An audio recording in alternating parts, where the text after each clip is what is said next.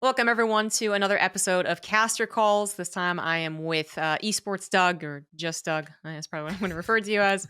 A Valorant commentator, certainly most well known at this point for being a Valorant commentator. Coming in for episode 63. So thank you very much for coming on, Doug. Hopefully you've had a good day, and I'm excited to get to know a little bit more about you. Oh, I have. Thank you so much for having me. I was, saying earlier, I love doing stuff like this. I will inevitably talk too much. So so please keep me in check, but I'm super excited to join. This will be a lot of fun. That makes my job a whole lot easier, so I'm always happy when I hear that. Just Good. get to sit and listen, which I love to do for both parts of the podcast. Basically, usually first half is just kind of listening to your story about how you got in esports, which is usually always Sure. a fun tale, and then just talking the craft of casting with their caster is always a lot of fun. So let's start with your story. How did you get into esports? Yeah. It was back in the Halo CE days, which feels like an eternity ago, right? It's like 2004 or 2005. Um, I at that time I had been playing video games for a little while, but a cousin had an Xbox and he had Halo, and of course I'm like, oh, this game looks dope. Let's try this out. Um, Fast forward a little bit, I fall in love with Halo. I managed to get my hands on an Xbox, and playing with friends and neighbors and cousins because CE in the day didn't have um, right there was no Xbox Live, right? You could do Xbox Connect, I think back in the day, but it was very primitive. Hmm. Um, so it was a ton of fun, and there was a oddly enough, there was a church close by where I used to live that we like drove by one day, and on their board they said they were having a Halo tournament. I'm like, this is great. Let's go. This will be a lot of fun. I go, and of course I'm like young and arrogant and think I'm the best, and I placed really well. So I go, this is incredible. Like I've tasted competition. I placed like top 8 out of like 300 people or whatever. It was good enough that I went, look at me. Come on now. Let's go. Uh, so it was about that time. So Halo CE was nearing its end. Halo 2 was about to be out, or it was coming out, or something, or it had just been out, something along those lines. Anyway, Halo 2 was next on the docket. And there was an MLG event that was going to be in Orlando shortly thereafter. Um, and I thought, obviously I could rock it here against these random people. Surely I can perform on the internet, on the national stage, right? So we go to this MLG event, and I just got destroyed. Oh, it was bad. I think if I remember correctly, we lost in like losers round 2 to a guy who was missing an arm. It was bad. It was a humbling experience from top to bottom. It was very eye-opening, but I will say that was my first taste of competition in esports, right? On a big scale, where you walk into the venue and you just see like hundreds of TVs, and they're all playing the Halo menu music because they're all waiting to be played, and the shouting across the um across the stations, all that stuff. I just fell in love with it.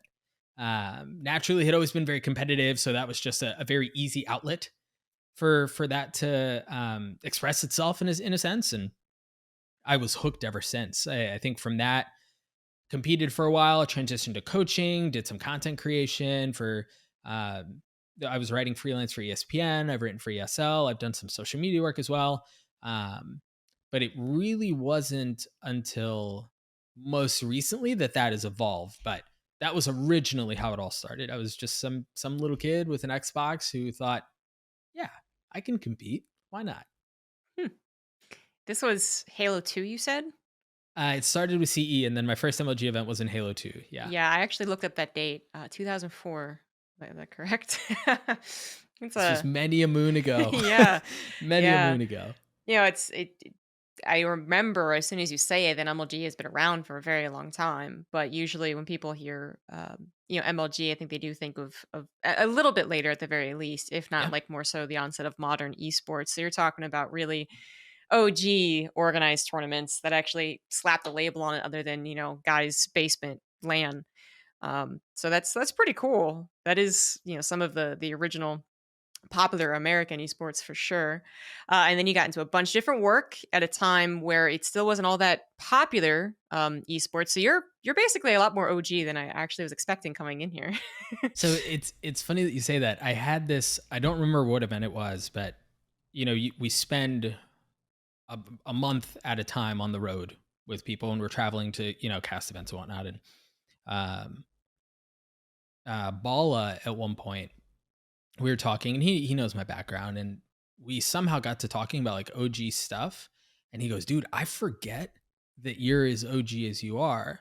And I think it's because I am predominantly in a PC shooter space, right? Mm, Like I'm not OG because I didn't play 1.6, right? Like I'm not that side of OG, so I think much like you were thinking, it's just not super common. It's because I was more on the console side of things. It really wasn't mhm, until League of Legends and Valorant that I transitioned to a PC, which has been a blast and also a challenge all its own, right? Like all of these mechanics that I was not refining at mhm. 14, right?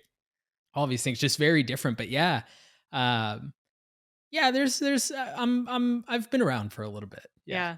I think you nailed it. There's pretty much there's the history of esports is there's a lot, right?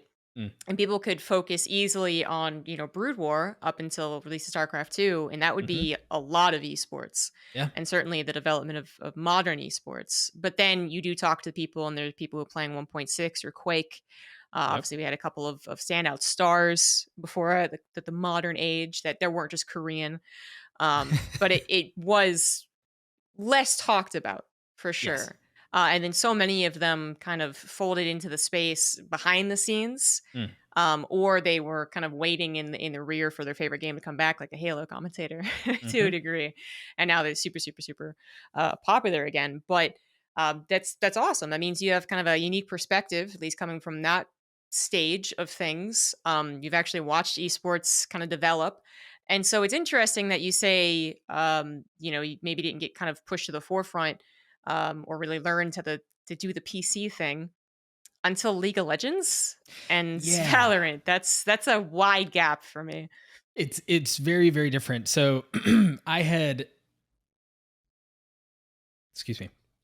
I had there was a friend I worked with at the time who was super big League of Legends guy, and he goes, "Dude, you should play League." And I'm like, "League with the characters and the clicking and I'm a shooter. I don't really do that." And then the mouse and the keyboard, yeah, I don't know. But he wore me down and he talked me into it, and I started playing League just out of an attempt to befriend him, really. Uh, and it was a truly miserable experience, right? Like the learning curve is outrageous. It's a very difficult on game to onboard to. And the truth is, if you pick up League of Legends, unless you have MOBA experience, you're gonna suck for a long time before you start to have fun. That's just the reality of the matter. And that was my experience with League. But I loved it. And again, I think what really kept me around was esports, right? Like I watched the LCS, I watched Worlds, I became fans of teams and fans of players. And as someone who, not in the PC space, but as someone who had exposure to esports at a highly competitive level and who had competed and who has tasted what that's like, it was just a very natural attraction point. Hmm. So I fell in love. I fell in love with League. I fell in love with the competitive side of things. Um, and I spent a fair amount of time. I don't remember exactly how many years, but either playing it, writing content for it.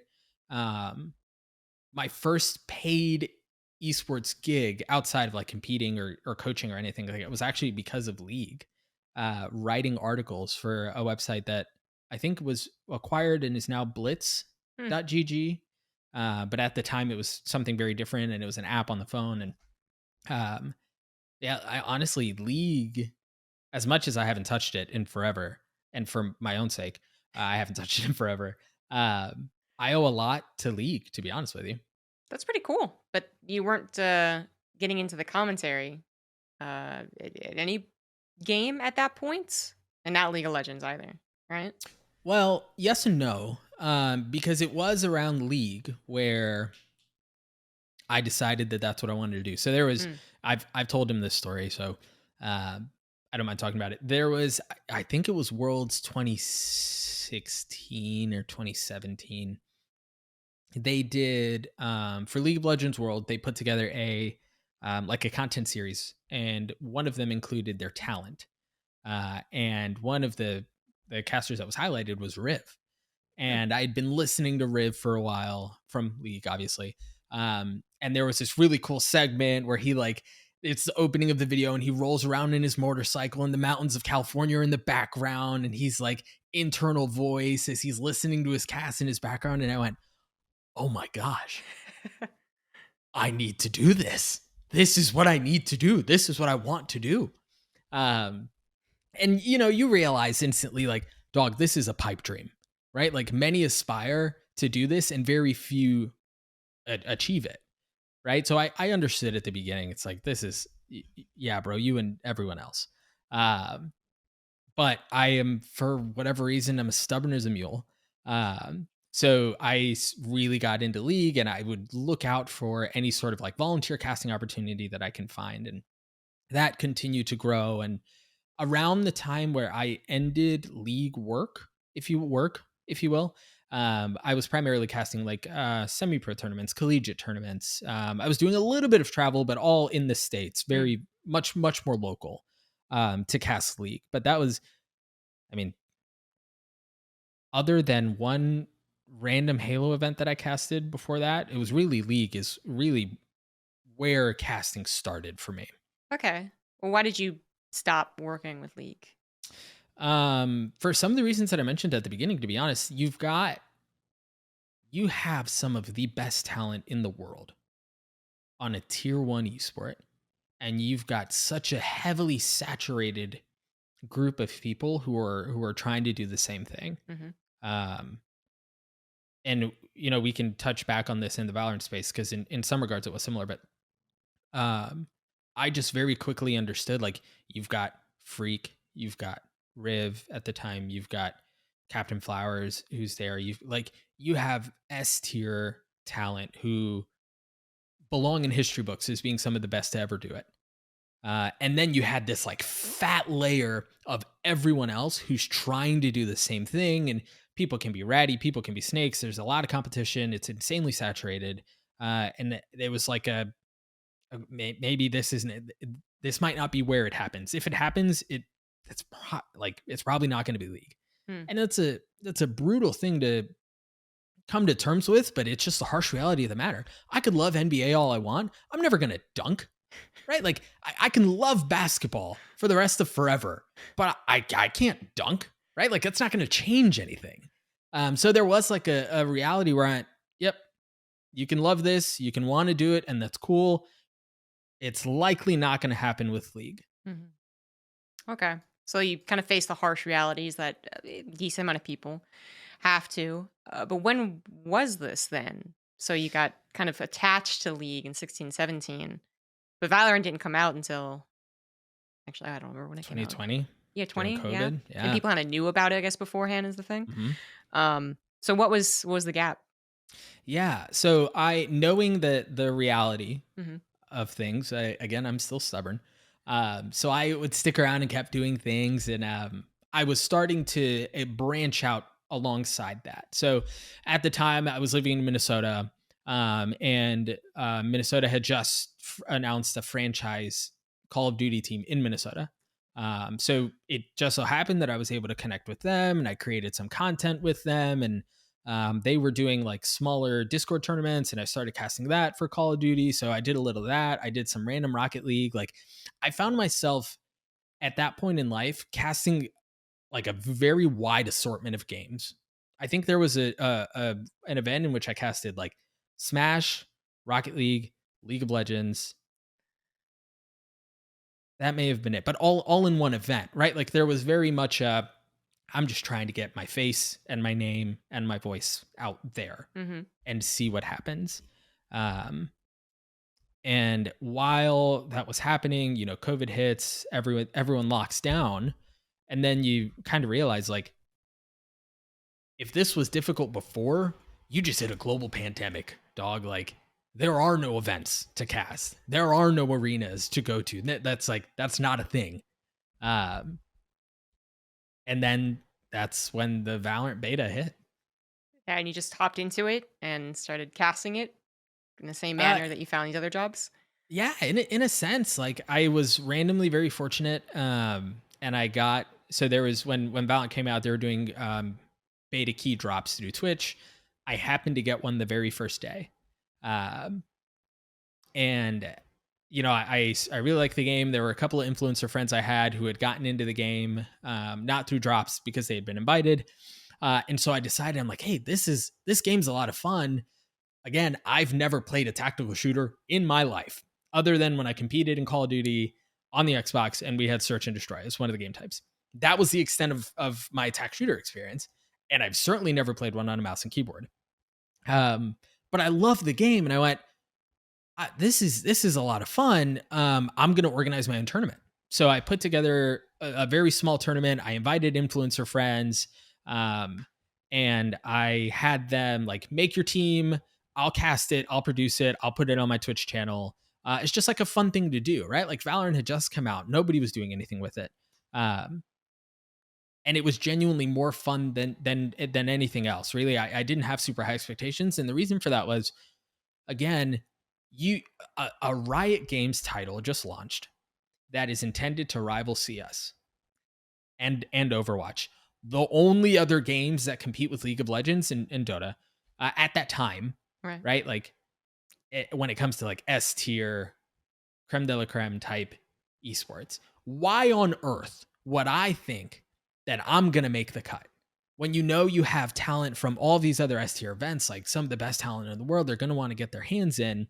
So it really was that tournament, to be honest, really was just fun. Like, let's just have fun, man. Let's do something with influencer friends. Let's just have a good time. And, maybe we'll get a couple of extra followers and subs on our Twitch channel, and let's see what happens.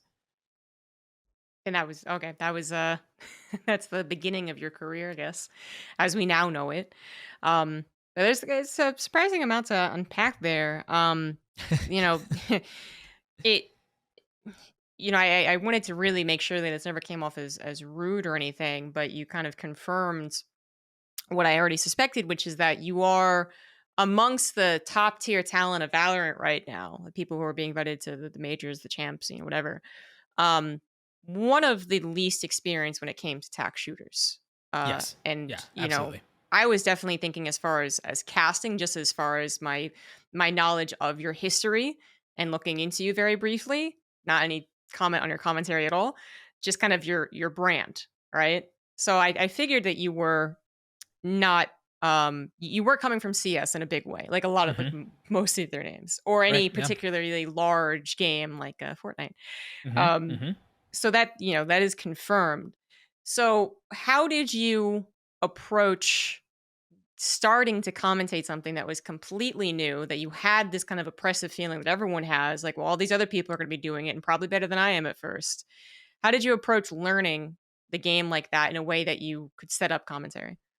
Yeah, I think it started off with just like a very, again, like a humble realization that like you have a lot to learn. But I was very okay with that. So I took the route of just watching as much film as I possibly could. And if you go back to some of the, I mean, like if you were to go back to that very first tournament that I ran and I casted, yeah, there's a lot that I just didn't know, right? And there was a lot. It was rough, I'm sure. But there was enough love for the game, and there was enough like I want to understand this game. I want to learn this game. I want to understand it and study it and be able to talk about it in a way to where I've essentially like become a student of the game as best as I can. And that's always been my approach to stuff like this. Has been like it was like this when I first started playing League and I started to really like the game. Was there's a lot out there and there's a lot that you don't know, and there's going to take a lot. It's going to take a lot of learning. So just study, dude. Just like be a sponge. Just absorb as much as you possibly can. And that's what I did with Valorant. And yeah, I've watched more film than I'm likely willing to admit at this point, but I think what I understood was necessary at the time. Again, if I want to work in Valorant, if I want to understand the game, if I want to commentate it, there's a lot of work that I have to do because I didn't play 1.6, because I Mhm. didn't play CS:GO, um, it was just like a much further back starting point than the rest of the field, really. And how about when it came to broadcasting experience? Because certainly that would be an understandable jumpstart. If someone would look at this example and be like, well, they all knew tack shooters and this guy didn't, but this guy was properly trained in broadcasting or whatever it is, right? Did you feel like you had an edge there, especially with your multifaceted background? A little, but you think about the other talent that was there at the beginning of Valorant, and even that's there now. When it comes to resume, I can't hold a candle to anyone, really. I Hmm. mean, Bala comes from Fortnite. Brandon, Josh come from the Overwatch League. Like they have a lot more experience than I do. They've been around the game a lot longer. They have made a lot of mistakes that I haven't made yet, and there are some that I will learn from, and there are some that I'm inevitably going to walk into. Right. Um, I think I may have been doing commentary and I may have been around the esports space for a long time, but the truth is they were doing it at a much bigger scale. They were doing it on a much bigger stage, much brighter lights. Um, and I think in a lot of ways, again, I'm a stubborn. I'm incredibly stubborn. So I look at that and I go, yeah, but why does that mean I can't make it? Hmm. Right? Like, yeah, okay, they have more experience than I do. People have done this more than I have, but what's to say that I can't work through that? What's to say I can't hard work my way through some of these deficiencies I'm looking at right now?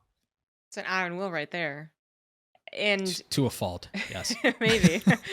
um, and obviously, it's worked out. Like we can look at your career now and say that it's worked out. You've been invited to a lot of events, a lot of the premier events at this point. To be, to almost to the point where you're going to be expected. Not that Valorant's like cemented their talent 100% quite yet, but Sure. cementing it to a degree. How would you just kind of vaguely chalk it up to hard work as to the reason that you are where you are? Because what's really unique about your situation is it's kind of like your actual commentary, push that aside for a second, honestly. There are so many examples of great commentators who got all like the mechanical skills, but they don't have is like branding, Mm. right? So they're going to miss out on a lot of opportunities, and it's going to take that extra push, the extra years to actually, have them be like the homegrown talent that everyone starts pushing. But you did it in a very small amount of time in a very contested field, and you rose to the top. Can you explain, like, to your perspective, how that happened? And if it's just kind of hard work, can you describe your process? I guess is working hard. Yeah. That's a really good question. And to be candid with you, this is not something I reflect on very often. There have been moments where I've stopped and I've gone 2 years ago. So I have on my phone still a talent announcement for like MSI for League of Legends many years ago, and I took a screenshot of it, uh, and I remember saving that and looking at it and going, "I want that to be me one day. Like I want to be on an international talent announcement for a game." And obviously, at that point, I was thinking League because that's what I wanted to work on. Um, but I seldom like pause and think about, do 2 years ago there was COVID, Valorant wasn't out yet, or it was about to be out. You were spinning your wheels. You didn't really know what you were doing, where you were going. You were working full time for a Fortune 50 company, like in an entirely different field. Um, and all you could do was is like daydream about living the life that you're living now. And now look, right? So it again, candidly, it's not something I think about super often. Um, I think it's a combination of I'm stubborn. I like fully commit myself to something when I set my mind on something. There's a as we talked, I'm sure this story will come up, but there was another in the Valorant um era of my life. There was another very clear instance where I went, if I'm gonna knock on this door and if nobody opens the door, I'm gonna kick the dang wall down. Um, but there's an element of like stubbornness, hard work, and then honestly, Jess, it felt like, yeah, I was in the right place at the right time, right? Hmm. I got a little lucky, if I'm honest, right? Like, for as many people as there are who are trying to do what I was trying to do at the time, and again, you look at talent announcements for majors or for masters or champs, things like that. Yeah, I have the smallest social footprint by far. I have likely, yeah, I have the least amount of experience when it comes to broadcast, uh, by far. Yet here I am. Hmm.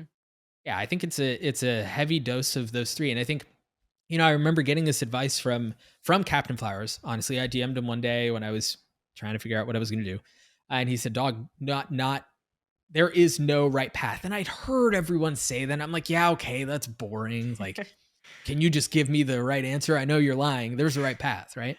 Uh, but he's right. And everyone else who told me that was right. There is no right path. There is no right answer. You One, either you have it or you don't, Hmm. naturally. Two, either you're going to work hard enough and want it bad enough or you won't. And then three, you're going to be fortunate or you're not, right? And I consider myself very fortunate, very blessed to be in this situation, right? Like, to have things have turned out the way that they did, also knowing this is all going to end one day. I'm not going to cast for the rest of my life, right? Like, we get old, we fall out of relevance, the games that we work on die. So there's this very short time window in which I get to travel around the world and get paid to talk about video games. What? Like, what are we talking about? It's a pretty cool life and a very, realistic outlook.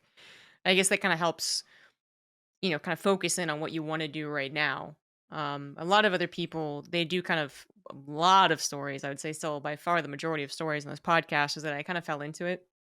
But it sounds like even though you've been doing it for a very long time, so it's not correct to say that you kind of jumped into it and boom, you're there. To a degree, that seems to be what kind of has happened in your commentary. Like, I really want to do this thing and I worked really hard towards it.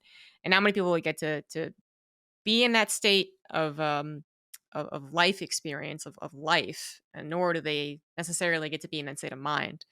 Sounds like honestly, you and Jesco sound like you have something in common, which is a strong sense of purpose, knowing what you want, knowing that you're going to work hard enough to get to it. But I did say, like, let's push your commentary actual skills aside for a second for that question, which we did. But now let's go back to that. Obviously, you came in with something to show. You had something that everyone liked. What do you remember from some of your first commentaries? I guess let's say like in the big leagues, where someone hired you, not the event that you put on yourself, and Mhm. you had to co-cast with someone. What do you remember having to improve on from that Oh event? What do you gosh. remember thinking, "Okay, this is what I'm gonna do, and I'm prepared to do this afterwards," kinda take Yeah. on it? Um Gosh, there was a lot. There was a lot. I was very green. I was green in both. I was green in tax shooters and I was green at casting on the big stage. Um, and I fully admit, and I think I understood that in the moment too. It was like, dog, you've jumped into the deep end, and you wanted this. Like, you wanted to jump. Now you're here. You're gonna need to figure out if you can swim or not. Um, So I think game knowledge was a massive one, which I understood was like that was going to come with time, right? Like, you're going to have to study, you're going to have to work, you're going to make mistakes, um, and that's okay. Um, but then also, I think what really has been most beneficial for me in my time in Valorant is trying to do things differently. Um, Play-by-play casters are a dime a dozen. Um, So there was okay, right? I recognize that I'm trying to stand out amongst the masses. Well, how can I do things differently? What can I do differently? And I think that's where I spent a lot of my time refining my craft. And that's one of the things that I understood I needed to do better and I needed to do differently than everyone else Hmm. if I wanted to succeed. So you layer that on top of, and then game knowledge, and then just like the fundamentals of broadcast and camera presence and all of those things, it very much became you've got a lot of work to do. Um, and if you want it, this is what you're going to have to do. Mhm. So again, it was a lot of the game knowledge. What do I do differently with my words? Right? Anybody can be excited into a microphone. Anyone can yell into a microphone. How do you handle specific moments? How do you um, manipulate intonation to in your voice to play with people's emotions? Right? Like, how do I get you invested on what's happening on a screen with just a bunch of, again, it's just people playing video games, man. Like, this is so, it's video games. We take ourselves way too seriously sometimes. But how do I get you invested into that? And I think, honestly, I think people don't think about that a lot. Hmm. It's just, how do I get loud and exciting on a microphone? Um, and I knew that those were deficiencies that I had if I really wanted to be there, if I really wanted to succeed. And I looked at, and I still highly respect and admire the machines of the world, the Sadikists of the world. Like, they are some of the best to ever do it, and Mm. there's so much that I've learned from studying them. Mhm. Um, and I only look at them if I like I don't look at them if I have an arrogant outlook on things. But I understood, again, there are people out there who are a lot better than I am, and I want to do that. So how do I learn from them, as opposed to just thinking bravado, look at me, I'm the best type thing. Yeah. Well, then how did you did you have a process of doing this? Because obviously being cognizant of something is helpful, but I'm sure there's a lot of people out there who are working on their crafts who have a pretty base skill level and are thinking, okay, how do I practice this?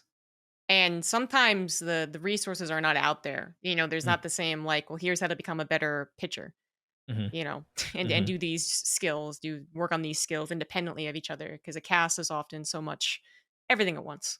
right. Working with the co-caster, working with the crowd, working with the audience, working with, you know, teams and players and everything all at once.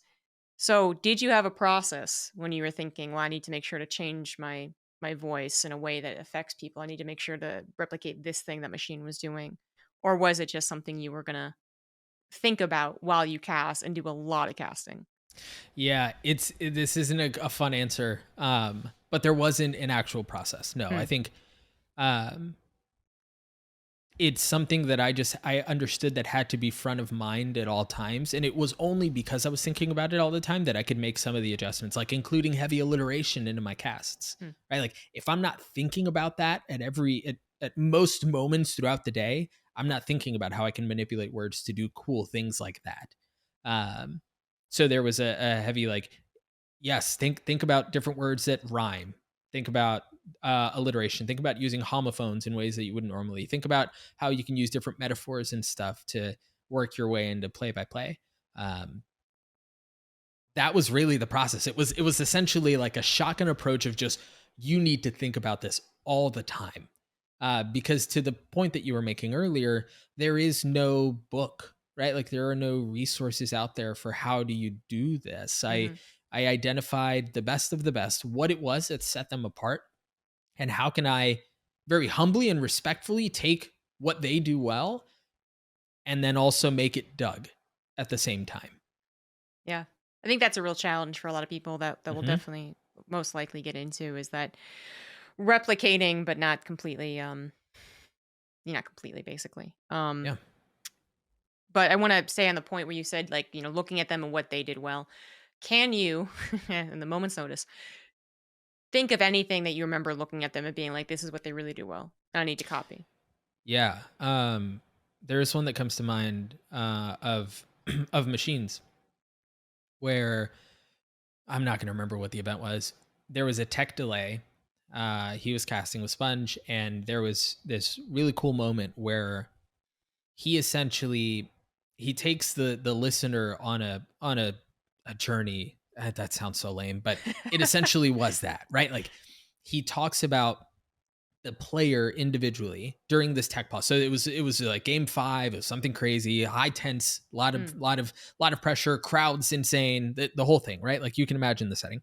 Uh and he during the tech pause starts to talk about the player individually. And in a matter of like 3 sentences, he talks about the pressure the player is feeling in the moment, zooms out to talk about the team, and the how that is intertwined with the player. Zooms out more to talk about the stage, and then he finishes it off by talking about the arena, like the crowd, the people, all of the pressure of that moment.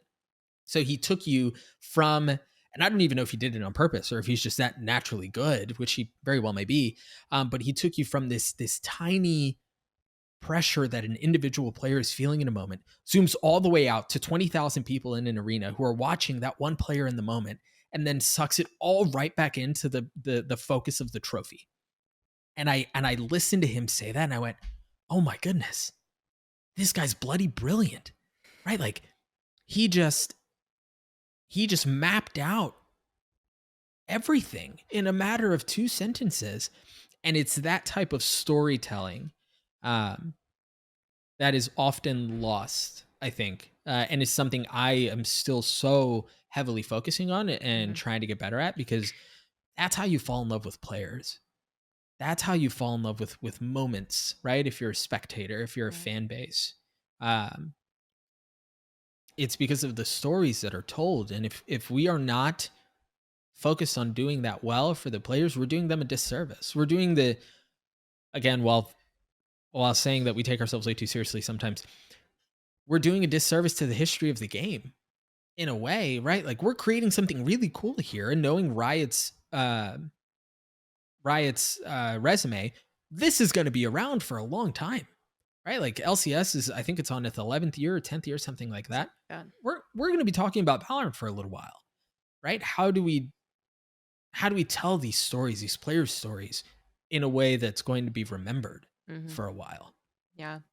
Because people, well, the old saying, right? They don't remember what you said; they remember how you made them feel. Hmm. And that's going to be true. As far as what did this player do to win this trophy is less well known than what story was the player having when they won the trophy. Was it the fifth time in the finals and they finally won it after four back to back to back to back runner ups? Did Yeah, their family member just pass and now they've won it? And those types of things are going to stick with us far more exactly. than even a really close, cool game, but one where the story wasn't really developed. So I think that's something that yeah, a lot of budding keen play-by-play commentators eventually pick up on. Get past the sickly sweet cliche that is we're storytellers. But that is kind of true. Yeah. But there's so many other things that I think you do really well that, here's the part where I just kind of praise you and then you respond with why you deserve to be praised. Thank you. But I like this part. yeah, yeah, right. So I think it's an excellent pointer. Like Machine's great at that stuff. Great, he's Machine is great at pretty much everything.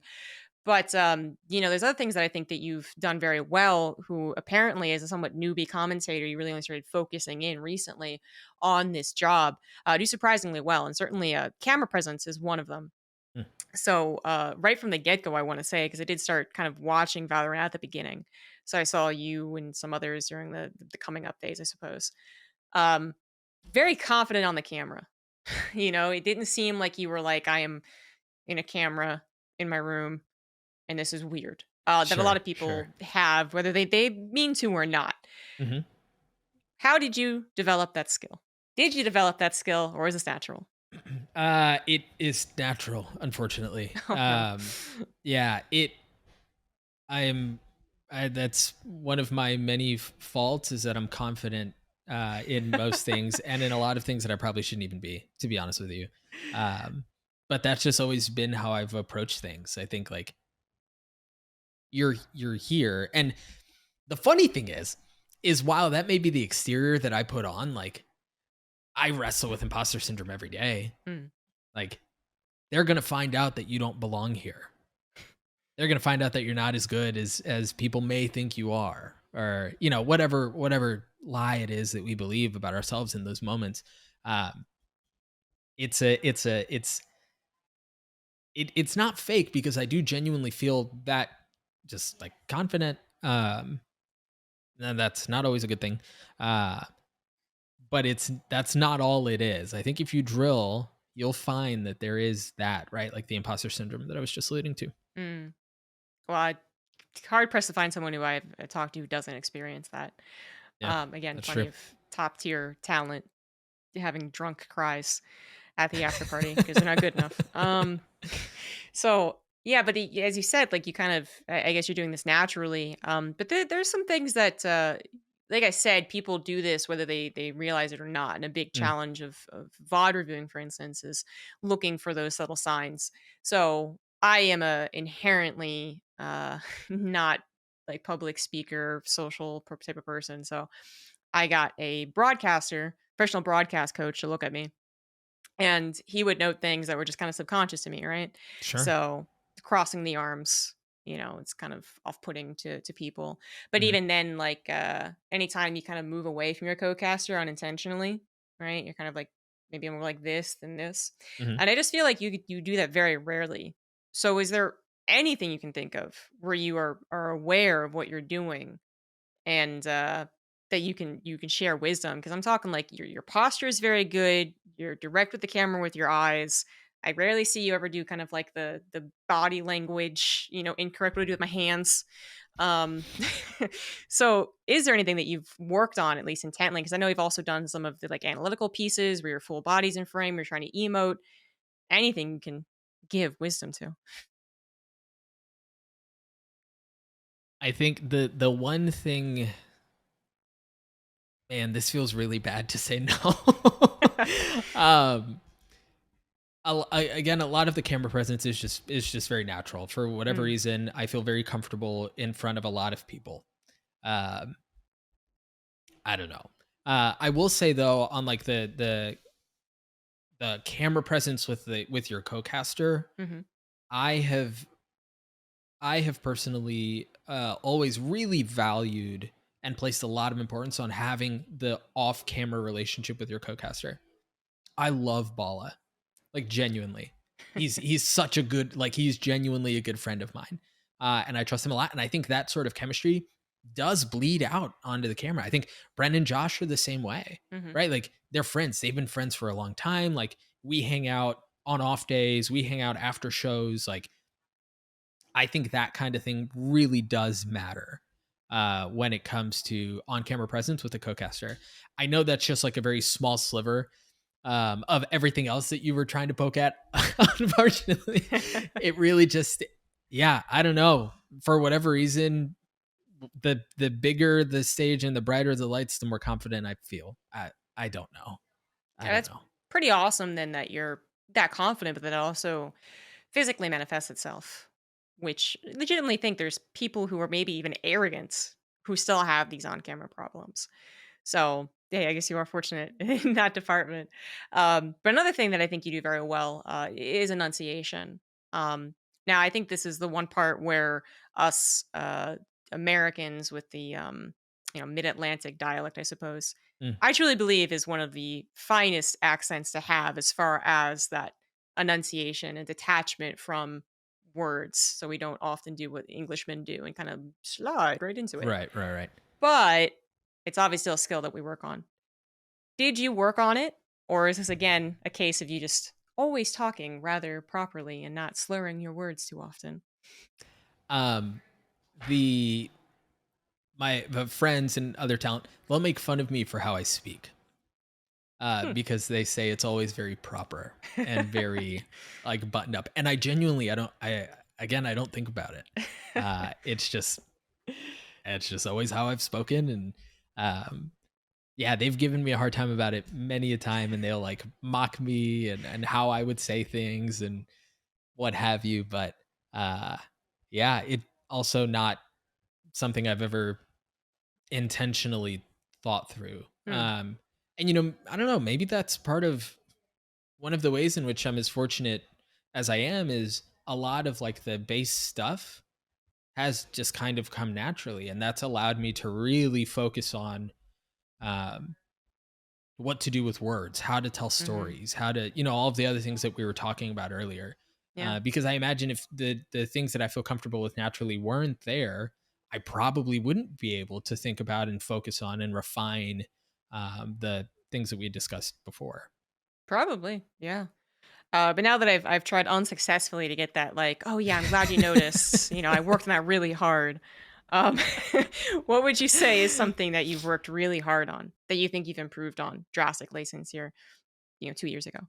Yeah, how to describe things in a different way. So the way I think about play-by-play commentary is like, imagine this with me for a moment. This is going to sound insane, but you're running through a forest, okay, and you're running down this path that has been paved, or that has been at least run down so many times that you've worn a path into it, and there are woods surrounding you every single which way, right? Your brain is going to want to continue down that familiar path because it's what you know, right? It's what you've seen. And I draw that parallel to play-by-play commentary, especially in a game that can be as fast-paced as Valorant, because your brain will naturally want to go down the path that it knows, and will the way that ties to play-by-play is you're going to want to describe things the same way you have previously. So if you see someone, I don't know, make a specific play, like peek out of garage on Haven towards window B and just absolutely destroy somebody. Um, you're going to want to describe that the same way if you've seen it the second time. It's just naturally there, right? That's the way your brain is wired. I think play by play commentary forces you, the good commentators, you have to, while running as fast as you possibly can, turn off of that path and just run into the woods. And I think that has been the most difficult thing. The thing I have spent the most time thinking about is how do I describe things in a different way than I've done it before, than other people have done it before, that is still doing justice to the player, to the moment, right? To the situation, to the gravitas of what the circumstances are. Um, More than anything else, I think, again, because there are so many who are trying, anybody can sound excited and yell into a microphone, but how do you stand out there? So that's what I have, at least this year, spent a lot of time focusing on. Mhm. um, and it's funny because there's certain things get noticed, and then there are other things that just don't, right? Like people miss. I dropped some, I dropped some random line in a cast during a tech break that included like sine, cosine, and tangent, right? Like in an entirely just random way. And I can assure you that nobody caught it, right? But it's those little things that I think are, and that's maybe not the best example, but it's things like that. How do you speak differently? How do you communicate differently? How do you, um, I like to call them ear tickles. Yeah. How do you do things with your words that, Mhm. like, yeah, that was dope. Whatever I just heard, I may not be able to explain it or describe it, but I like that. That was Mhm. cool. I don't think that would be you'd be the first person to describe it as an ear tickle, believe it or not, as weird as that sounds. It does sound weird. But I actually think people have described it before. Certainly, people have talked about the idea of there being a certain element to casting that tickles people's fancy, that tickles their Mhm. ear, and sometimes it is undescribable. There's no, especially if you talk to the randos on the street, they're like, I don't know, I just like them. Yep. Mhm. But if you really try hard, you can usually find it, and it is usually variety. So both in the way your intonation, but also in your words, and then also in your emotion. Yeah. Which I think people can get really mechanically good and really into the mechanics of casting and kind of forget that emotion part. And that's often what really sets it apart when it comes to those game 7 grand final championships is a little bit of bafflement, a little bit of like, ooh, Yeah, something that's absolutely. not technically sound. But absolutely, like I could not agree with you more on this point. But you did during that have a correction on yourself where you said it's not the most difficult thing. What is the most difficult thing then that you have been trying to work on or that you self-identify as your weakness?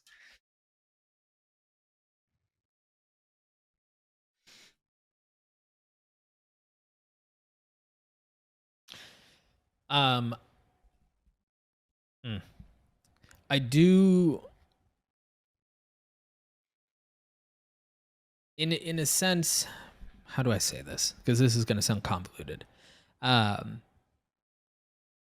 it is in a way the weakness because, again, I identify that is where the most work can be done. I still, again, I listen to some of these guys that I admire so greatly, and every time I listen to them, I go, crap, I would have never thought to do that. I would have never thought to say that way. I would have never thought to use that that pattern, or whatever it is. Um, so in a sense, that I do still think is what I'm focused on more than anything else. Because I do think, for whatever reason, and maybe I'm entirely wrong, maybe none of this matters, right? Like, maybe at the end of the day, nobody cares if I can rhyme 4 words together in a crazy moment. That makes that even more memorable, right? Or drop a random song lyric, or Mhm. um, but I do think that,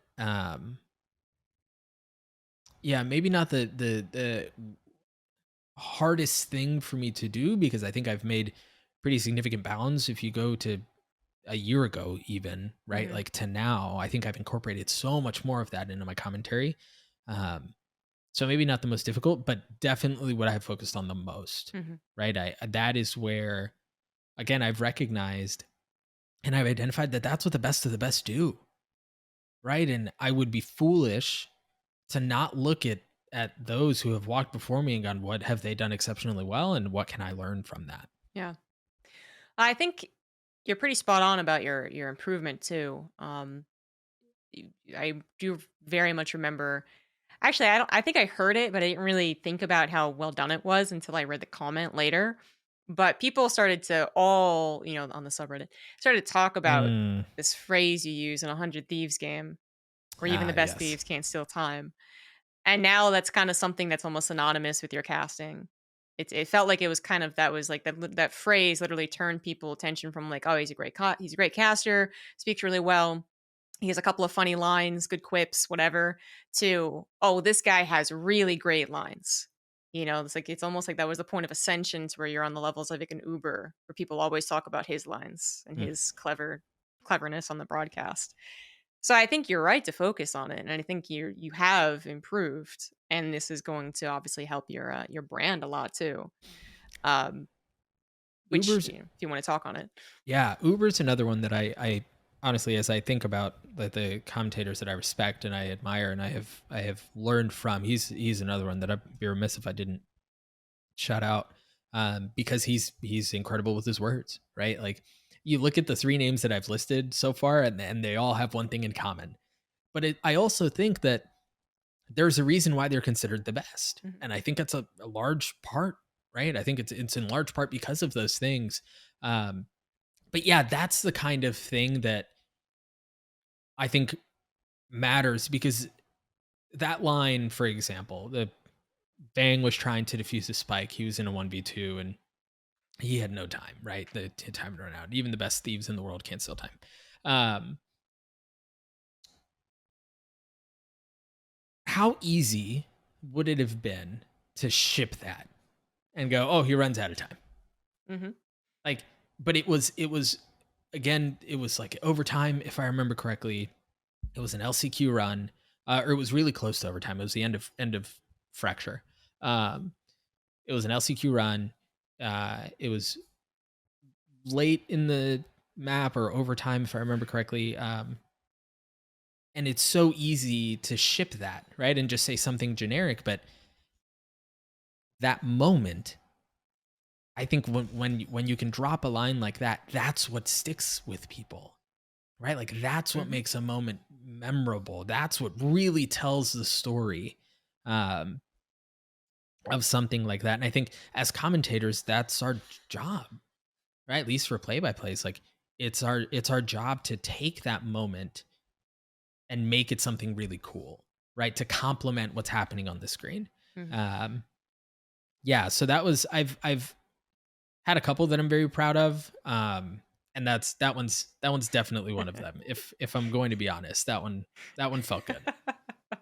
That one felt good. Think I was talking to Uber, and he was talking about kind of the smirk you get when you realize you delivered something really well. Um, the Balla late great in control was so blatantly obvious about this stuff, and he'd make a zinger, or very very funny line or something that was really cool, and then if you were there in person, you could see his little like. Yep. Balla does this thing where he goes, because he and I talk a lot, and there are certain things that I tell him I've been working on, and I never try to tell him ahead of time, what it is, but he'll do this thing where if I drop a line, he'll like give me this like stink eye, like or whatever. Or sometimes I'll like see him do this out of the corner of my eye. Uh, and I know, like I know when I've hit it. Like I there's the smirk as you were saying, like, yep, that line hit in that moment. Yeah. And again, it feels so small and it's so momentary, right? Like we're talking about a second, 2 seconds during a 3 hour broadcast, maybe three seconds at most. Um, but the best in the world do those well and do those often. Hmm. Yeah. I do it with a lot of, as you've been saying, kind of the appropriate uh, inflection and emotion that goes with the event as well. Because Mm, there's another world out there where you didn't just say, oh, the time's out. There's another world where your delivery on the 100 Thieves line. It's kind of lame. yep. Um, Hmm. so definitely a highlight moment. And you want to take those and you can get them and really perfect them, put the cherry on top and send it off to be clipped and shipped to the social media guy, if you can. And those Right. moments are going to stand Yep. out and give you a lot of rep in the community. But you were discussing how you got into this during COVID, and it just occurred to me that you're a play-by-play commentator that what only recently really started working with the crowd. Yeah. My uh, very first crowdcast was Copenhagen. yeah, My very yeah, first crowdcast ever. Yep. yeah. Because Valorant took even longer than a lot of other esports actually to get a crowd in. Hmm. Um, so yeah, that's another thing I kind of blew my mind there. How did working with the crowd go the first time? Did you make any special intent to do this, or did it kind of something that you realized was really cool and you're going to start working with this? Did you work with the crowd, and how did you take it? Yeah, yeah. So I did. It was something because I understood that was a facet that I had not encountered before that I had not wrestled with that, right? I hadn't danced with the crowd and kind of known what that had been like. But I knew I wanted to play to them because it wasn't just my first crowd cast ever. It was Valorant's first crowd cast ever. On the international stage, regionally, some stuff had happened. Like Japan had crowd events. I want to say in Latin America there'd been another one, but that was the very first Masters VCT crowdcast ever. Um, so I understood how special the moment was, not just for me, but for VCT as a whole. So it was a lot of. I was honestly very excited. Um, I was like I was like a kid the night before Christmas, very excited. And I definitely played into the crowd. Like before the crowd started, like Ball and I started Viking chats. At one point, I started a wave, and we were just like interacting with the crowd as much as we could. Because I think there's a different, there's an additional. I won't say a different. There's an additional. Consumer's not the right word. Uh, there's an additional entity that we're serving in that moment, right? When we're doing remote broadcasts, or even when we're in studio but there's no one in the crowd, our focus is on those people who are watching at home, right? Hmm.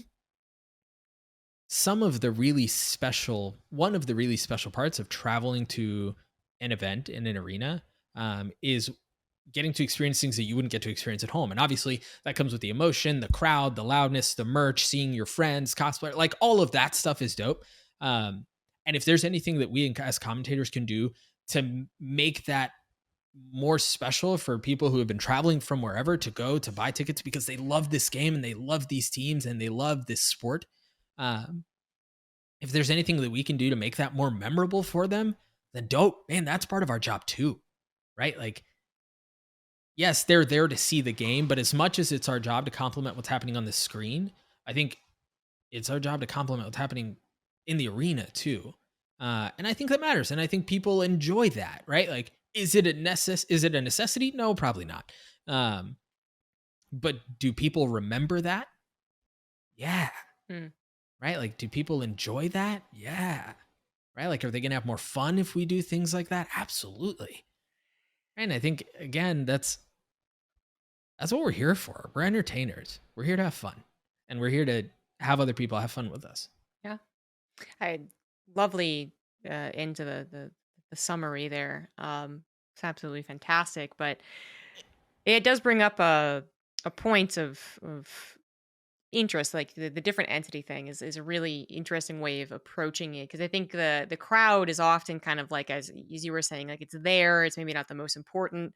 You could probably get away with not working with the crowd Mhm. and it'd still be very fun for them and fun for the online audience and whatnot.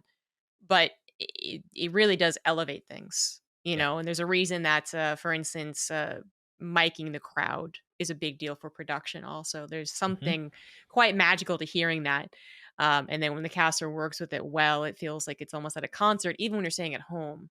If there's Mhm. that dynamic there, you can kinda feel like you're part of the moment, which, unfortunately is kinda changing. I'm pretty sure Riot is not keen on this change like some other esports, but StarCraft just got this treatment. CS:GO is getting a bit of the treatment here, where they're detaching the casters from the venue.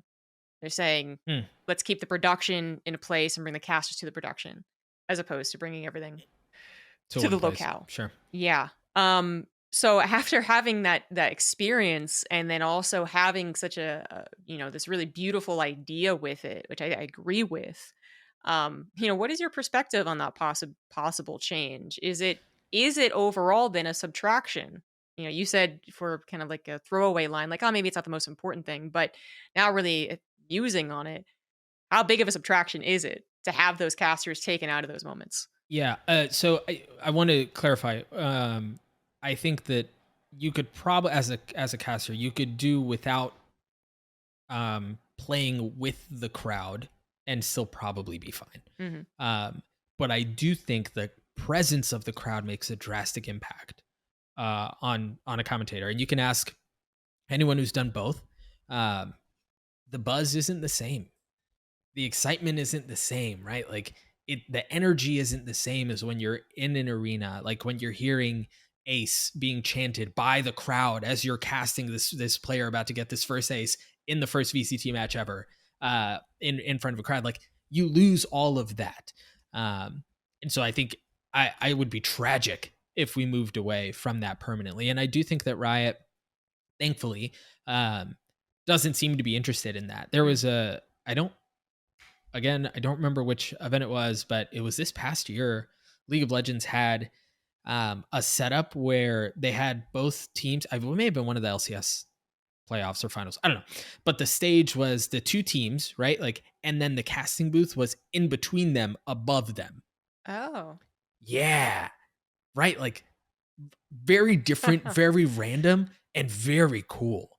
Um, and again, I think that matters not just because of how the crowd experiences it, but I do think it does have an impact on the casters, right? Mhm. There's a little bit extra oomph there, right? There's a little extra excitement. There's a little extra energy, and I think that reflects in the cast for sure. It brings out the best. Yeah. I think that's what ultimately I usually come down to is that, okay, maybe the 2% that's missing, whatever you want to argue numerically that's missing, isn't going to push away thousands of viewers or thousands of attendees. But there is something missing. Like, you're not going to get the best cast ever if you don't have that in-person event with a crowd. In Well, and even to you think about Turkey, right? mm, It was a Turkish broadcast in the arena. yeah, that's right. So they couldn't hear us. We could hear them. We didn't know what they were saying. They didn't know what we were saying, right? But even just the buzz, right? Like the excitement of the crowd, the chanting, the all of that's there. And I think for someone who's at home, you hear all of that come together because the mic is crowded, because the crowd is mic'd. Um, yeah, that's good.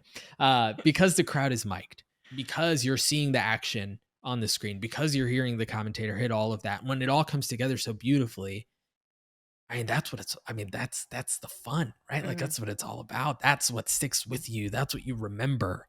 Um, Yeah. so yeah. Yeah, the absence of it kind of feels like you're trying to obviously there's cost cutting. There's an actual legitimate reason why this is happening, but Mhm. I feel like what ends up happening overall is kind of taking away this kind of pageantry that Mm. an offline event has. So you're you're kind of going like halfsies with it. So you're like, I really want this really big, cool thing to stick out in people's minds. Like the most recent League of Legends World Championship was just all about the pageantry. Right. And that's They going do to it stay in well. people's minds. Yep. But they really played to it in a lot of ways. Everyone did their part to play to this historic moment. And I think they do a great job doing that, like on all of their major finals. Mhm. But when you take away that element, there's kind of this like, well, is it that big of a deal? Well, no, like, the players are still there and the money's still there and the stage is still there. And it's like, yeah, Sure. is it that prestigious? Is it that cool? Is this what, the ideal has been? And the answer is usually no, in my opinion.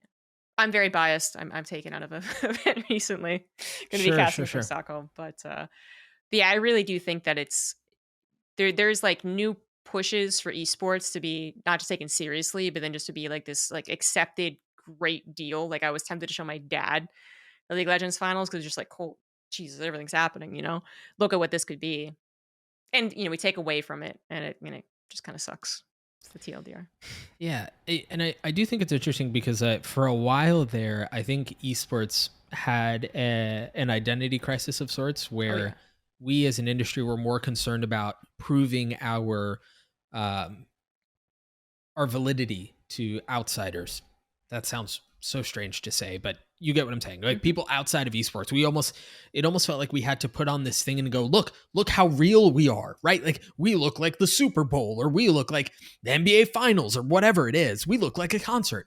And I do think we've transitioned away from that, and we aren't doing that for the sake of look at how real I am. Consider me a sport, and we're just doing it because this is what we love doing, right? And we realize that it's more entertaining for the spectators. It's more entertaining for those at home and in the arena, like that. And I think that's a healthy spot, right? yeah. Like we're not bringing in the infamous Overwatch league concert. Yeah, DJ we're Khaled. not. Yes, we're not doing that.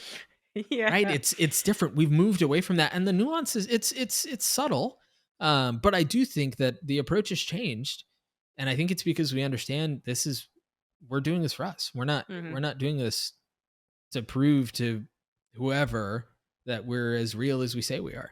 yeah. Overwatch League is really the low hanging fruit a lot of the time, but especially its early years. Because yeah, that's a famous example. I would say the first year of Overwatch League, they very much were trying to replicate like an NFL, and that makes Yeah. sense because they had an NFL guy come in. Mhm. All the talent was fantastic. Oh No yes, shade on their yeah. talent, but No, the no. overall thing kind of felt like a little detached from what esports actually was. And you said it was identity crisis. Obviously, a big thing that changes what Riot has done is that you talk about the concerts they've put on. I mean, they literally are like hiring artists to do like game specific songs that are really good songs that you wouldn't be embarrassed to like, have your To friends listen to, here. yeah, yeah, yeah, yeah. Yeah. And then they're playing with that. And then even if they do get someone who's really famous outside of the esports sphere, like they did with Lil Nas X, Hmm. really, most importantly, let him be him, which is Yeah. fantastic, and dress up like Lux. So, Yep. I think you're right. The subtleties they're hard to pick up on sometimes. It would be too easy for someone to be like, there really is no difference. I don't know what you guys talking about. Y'all crazy. We still have an identity problem. Hmm. And that's fine. I think we are still in the teenage phase, but Yeah.